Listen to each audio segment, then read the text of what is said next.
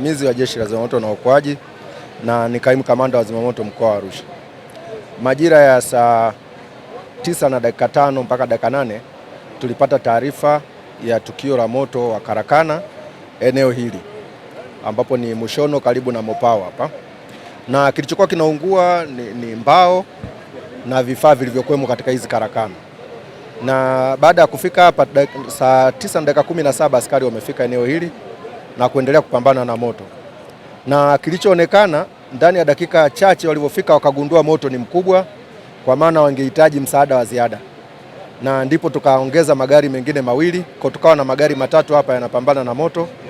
Na kwa kuwa moto ulikuwa mkubwa na kama mnavyoona mazingira yenyewe yameambatana na nyumba, mbele kuna maduka, lakini ukiondoa maduka kuna baa na supermarket na vitu vingine, lakini nyuma kuna nyumba za makazi ya watu, na nyumba za nyuma zilikuwa shashika moto, kwa ikabidi tugawe gari zingine zende kule nyuma kwa ajili ya kuzima moto wa nyumba, na umeme, nguzo za umeme zilikuwa shashika moto, zote zinawaka.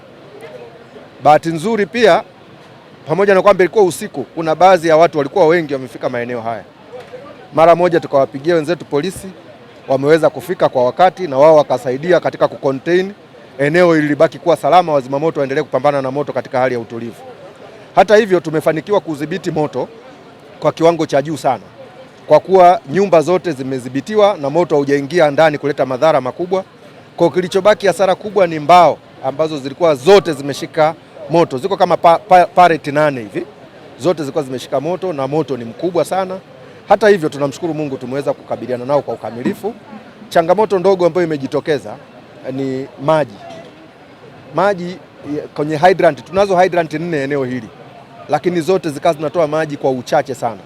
Tukafanikiwa hydrant moja mita 200 kutoka hapa, iko shuleni, shule ya sekondari Suye pale, tukaunganisha na maji kutoka pale kuja huku kwa ajili ya kupambana na moto, ambayo nayo ilipofika saa 11 ikakata maji.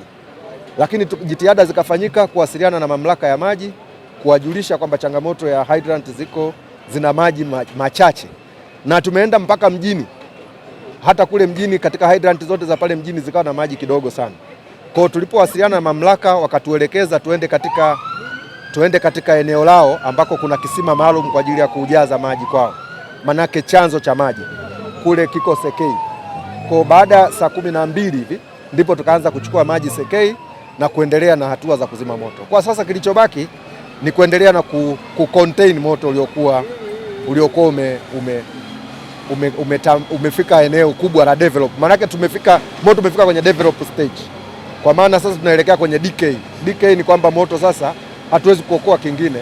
Zaidi sana ni kuhakikisha tunauzima kabisa, kwa sababu ni mbao, unafahamu miali yake ni mikubwa, kwa tunaendelea kupunguza joto ili mwisho wa siku tuumalize kabisa. Ni kweli mwandishi, hata mimi nasikitika sana, tumekuwa tukifanya jitihada kubwa sana, na kwa bahati njema sana hapa tulivyofika, mimi nimefika hapa saa 9 kama na dakika 40 hivi.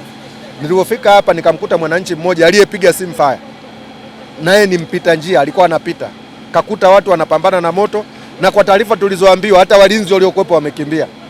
Walivyoona wanazima moto wameshindwa kuzima, wakakimbia. Kwa wananchi wapita njia ndo wakapiga simu fire. Na shauri pia Watanzania hasa walioko Arusha, namba yetu ya dharura ni rahisi sana, 114. Ni wajibu wao kupiga na kutoa taarifa, kuliko tusubiri moto uwe mkubwa afu kaleta madhara. Sidhani kama italeta afya. Tungeweza kuokoa mali nyingi, tungeweza kuokoa vyote vilivyoungua, na tungeweza kuuzima moto kwa wakati endapo taarifa ingefika kwa wakati. Sababu tumesikia hapa wengine wanasema moto umeanza saa 8, lakini kama nilivyokuambia sisi tumepokea taarifa ya moto saa 9. Kwa unaweza kaona disaster ambayo ni kubwa sana.